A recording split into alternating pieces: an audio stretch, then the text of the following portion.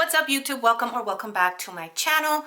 Today I'm going to talk about what the narcissist thinks of you once you break no contact. And the very first thing that these narcs are going to think is, I got him, I got her.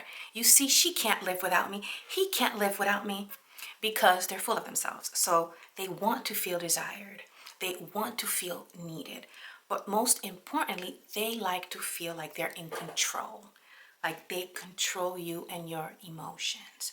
Of course, they're also going to think that you are naive, because by the time that you make the decision to go no contact, they know and you know that they have put you through hell and back. So all of the neglect, all of the cheating, all of the suffering that this narc made you feel, even after all of that, this person is still wanting closure, wanting a last conversation, needing an explanation, wanting to hear my voice, whatever they tell themselves, okay? They are going to feel powerful. Every single time that you break no contact, the narcissist is going to respect you less. They're going to think that you are still the same person who's going to allow them to manipulate you, okay? That's why many times when you try to break no contact, the narc sometimes will ignore you, because they feel like she's not going anywhere. He's not going anywhere. I'm going to be over here with this other person, this new toy, this new supply. I'm going to entertain this person over here because she ain't going nowhere. He ain't going nowhere. So a lot of times, and I'm going to say this in their own words, they view you as a dummy. They view you as someone who doesn't respect themselves, because you're still coming back for more. You're still wanting and desiring them after all of the hell they know they put you through. Even if the narc gaslights you and blames everything on you, they know the hell that they put you through, okay? So every time you break no contact, they lose respect for you and they think you are a dummy for wanting them back, because they know how horrible of a person they are. Regardless of what they tell you, they know how horrible of a person they are. So know that and understand that. Before I end this video, I think it's very important to note that even if a person is not a narcissist, even if that person is bipolar, borderline, or just a toxic individual, it doesn't matter what they are, okay? If a person hurts you, if a person confuses you, if a person gives you a roller coaster of emotions, keeps you on, highs and lows, if a person, neglects you on an emotional level, if a person is constantly mean to you, constantly putting you down, constantly making you unhappy, that is a person that you need to leave alone.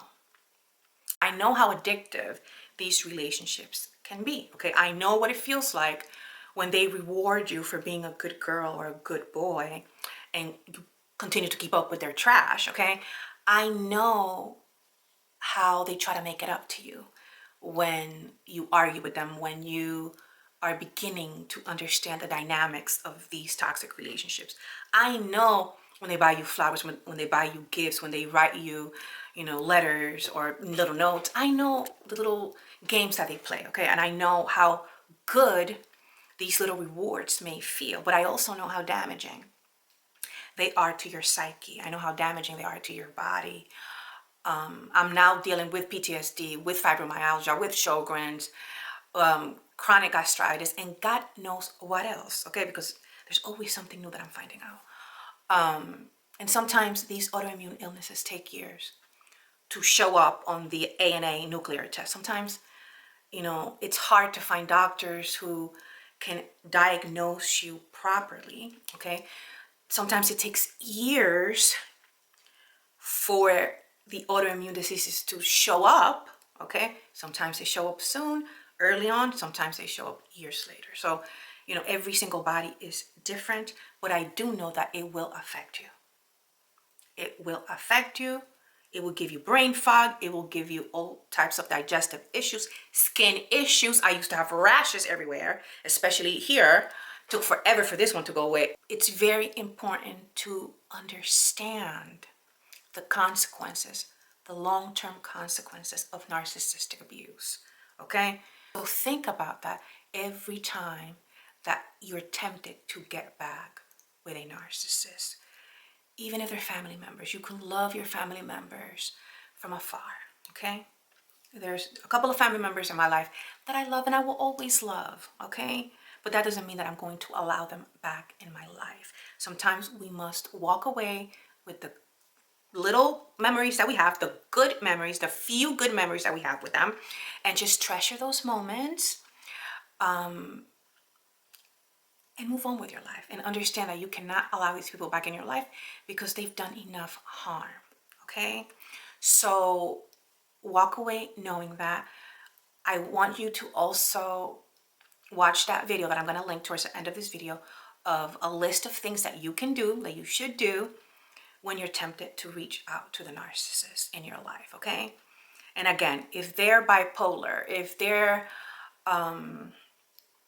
borderline, if they are toxic, alcoholic, whatever, it doesn't matter. If they're not trying to get help, if they don't seem to change, if they're making you miserable, they can and will make you sick in the mind and sick in the body. Okay? So your healing will begin the day that you start loving yourself more than anybody else. That's not selfish. That is necessary. Your love for self needs to be more of a priority, okay? And it needs to come first than your love for other people. Do not keep people in your life who keep you confused, who keep you triggered, who keep you angry, who keep you sad, who keep you depressed and depleted with absolutely no energy to create, to be happy, to have joy, because that's what narcs do. That's what toxic people do. They rob you of your energy. They rob you of your light. They rob you of your happiness and your ability to do what God put you here to do. Don't let them rob you of that. You need that energy. You need that light. You need that life that comes from receiving good energy. When you receive good energy, instead of being depleted, you are getting energy. You are vibrating high. Because when people put energy into you, good energy into you, you are happy. You have energy to give. You have energy to create things. You have energy to give more love. Your body reflects that. Your body reflects when you're joyful, when you're happy, when you're content, when your emotional needs are being met. And every time that you go back to this toxicity, you're being neglected on an emotional level, on a physical level, and it shows because you don't have that energy, not for self, not to give. You have nothing to give because you're being depleted. Because these people are operating with other energies, okay? These people come from other energies, if you know what I mean. Just like there's good energy that comes from God, there's low vibrational energy that comes from demons, demonic energies. And these people operate in those low energies. And through their abuse, that's how they get you to vibrate low. Because you're walking around sad, depleted, depressed, low confidence, no energy to create, no energy to give to your children, no love to give to your children. Many times when you're being abused, you lash out on your children because you're so sad and you're so down and you're so depleted, you're so run down, you can't even think straight. You're walking around with brain fog. And I know because I lived it. And I know that if you're a depleted parent, you cannot operate on a high level. It's hard to sit and do homework with your children when you're exhausted, when you're in a merry-go-round, in a roller coaster, with your significant other, when the house is a chaos, the house is going to be chaotic when you're constantly being put down, when your significant other is constantly fighting things to argue about. There's no energy to give because you have none, because they deplete you. So when you finally get to a point of no contact, when you finally get to a point where you start to love yourself, to give to yourself, sometimes, because you're so used to that energy, peace may feel boring. And I've said this in many other videos. Peace may feel boring only in the beginning, only in the very beginning, especially if this person is trying to break no contact.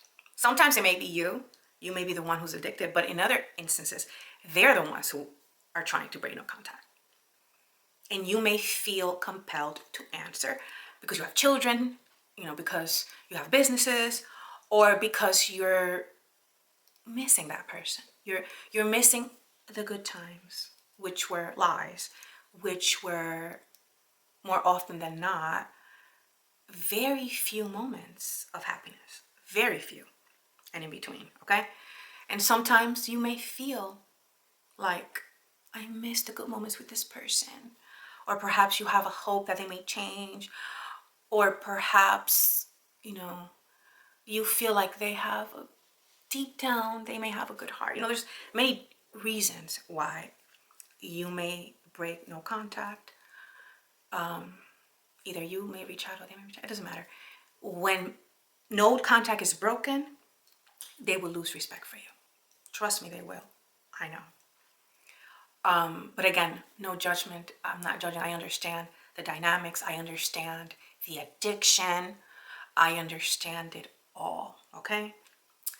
But I really, really hope that this video serves as a tool to keep you from breaking no contact, okay?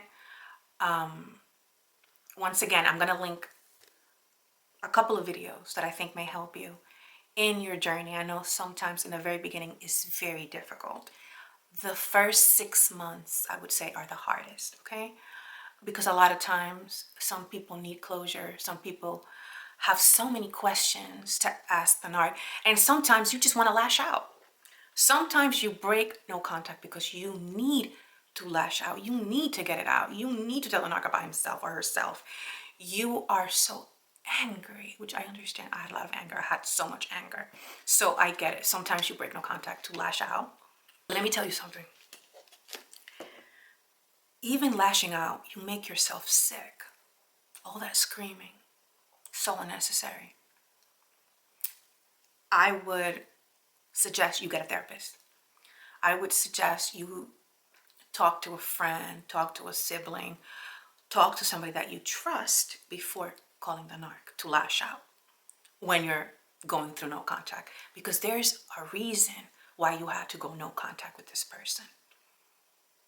And a lot of times there's a lot of situations, a lot of cheating, a lot of trauma, a lot of sadness, a lot of crying, a lot of issues a lot of hurtful words that made you go no contact. So think about those things before you answer that phone call, whether it is to answer the narc or for you to call the narc. Because I don't want anyone to end up like I did, with fibromyalgia, with Sjogren's, with chronic gastritis. Did I say that? I don't know. Brain fog. It changes the way that you think. It changes the way you process things. I know that I'm such a slow talker, and I wasn't always like that. Now, and like with time, I'm talking slower and slower. It's a big change. I'm a completely different person. I also have PTSD. I was diagnosed with PTSD. So narcissistic abuse has a lot of consequences that I wish on no one. A lot of bad things that come along with narcissistic abuse. I hope that this video served the people that it's meant to serve. And I really, really hope that you choose yourself first and stop giving these narcs multiple chances. 9 times out of 10, 10 times out of 10. They're going to use it against you. They're not going to change. And you are only hurting yourself every time that you go back, okay? I hope you know that. I love you. I'll be praying for every single person who's going through it right now because I know what it's like. And I know how hard it is to get out of there. So I'll be praying for you. And that brings me to the end of this video. I will see you next time. Good luck and goodbye.